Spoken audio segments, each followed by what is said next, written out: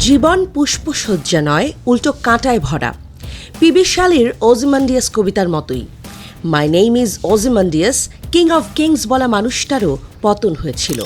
গর্ব করে গলা চড়ানো রাজার মূর্তির খণ্ডিত মাথা পড়েছিল তার পায়েরই কাছে।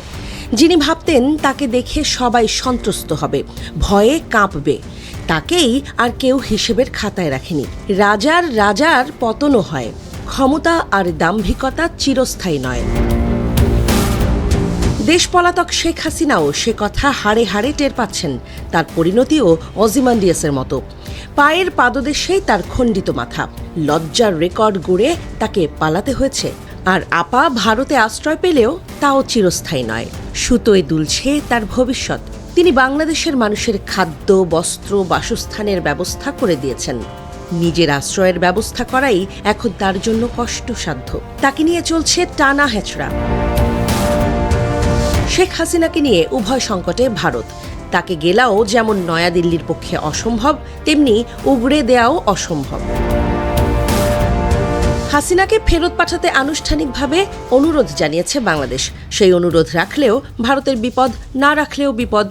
দ্য ডিপ্লোম্যাটে প্রকাশিত the complex road to extradition, will India agree to send Sheikh Hasina back to Bangladesh নামের এক প্রতিবেদনে সে কথা পরিষ্কার। প্রতিবেদনটি বলছে, হাসিনাকে ফেরত পাঠানোর বার্তা দিলেও তাকে ফেরত পাঠানোর বাংলাদেশের অনুরোধের কোনো উত্তর দেয়নি ভারত। নয়াদিল্লিতে ভারতের পররাষ্ট্র মন্ত্রণালয় রিজার্ভ অবস্থান বজায় রেখেছে। বারবার অনুরোধ সত্ত্বেও তারা অনুরোধ পাওয়ার বিষয়ে স্বীকারোক্তি দেয়া ছাড়া আর কোনো মন্তব্য করা থেকে বিরত রয়েছে। 2013 সালে স্বাক্ষরিত বন্দি বিনিময় চুক্তির আওতায় শেখ হাসিনাকে ফেরত চাওয়ার বৈধতা আছে বাংলাদেশের। সেই চুক্তিটি 2016 সালে সংশোধিত হয়। হাসিনাকে ফেরত চাওয়ার বৈধতা থাকা সত্ত্বেও বিষয়টি ভূ রাজনৈতিক ও কূটনৈতিক প্রেক্ষাপটে জটিল অবস্থায় রয়েছে। যদি হাসিনাকে ফেরত দিতে রাজি হয় ভারত, তাহলে প্রক্রিয়াটি ধারাবাহিক কিছু পদক্ষেপের মধ্য দিয়ে হতে হবে। প্রথমত, তাতে আসবে ভারত বাংলাদেশ বন্দি বিনিময় চুক্তি এবং তারপরই আন্তর্জাতিক কূটনীতির কঠোর বাস্তবতা।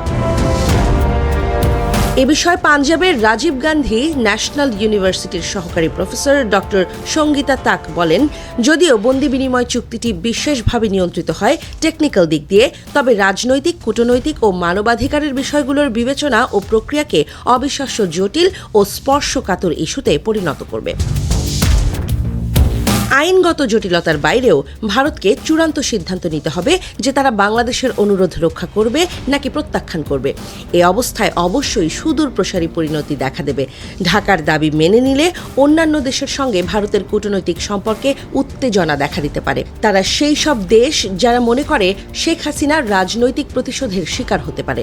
ভারতের ওপর চাপ বাড়লে শেখ হাসিনাকে ফেরত দেওয়াকে দেখা হতে পারে একটি নন স্টার্টার হিসেবে। আবার সরাসরি যদি ঢাকার অনুরোধ প্রত্যাখ্যান করে ভারত, তাহলে আরও বিশৃঙ্খলা দেখা দেবে, যেমনটা আগেই আন্দাজ করা হয়েছে। বিশেষ করে জাতিসংঘ মনসুর আপরাইজিং শিরোনামে সম্প্রতি রিপোর্ট প্রকাশ করেছে। তাতে শেখ হাসিনা ও তার দলের নেতাদের সঙ্গে আইন প্রয়োগকারী এজেন্সিগুলোর মানবতার বিরুদ্ধে অপরাধ সংঘটিত করার কথা বলা হয়েছে।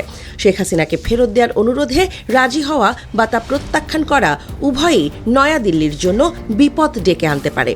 ঠিক এ কারণেই ভারত চুপ রয়েছে এবং তারা শেখ হাসিনাকে ফেরত দেওয়ার বিষয়টি ওয়েট অ্যান্ড সি হিসেবে দেখছে। সম্ভবত এটাই এখন ভারতের জন্য সবচেয়ে ভালো সুযোগ।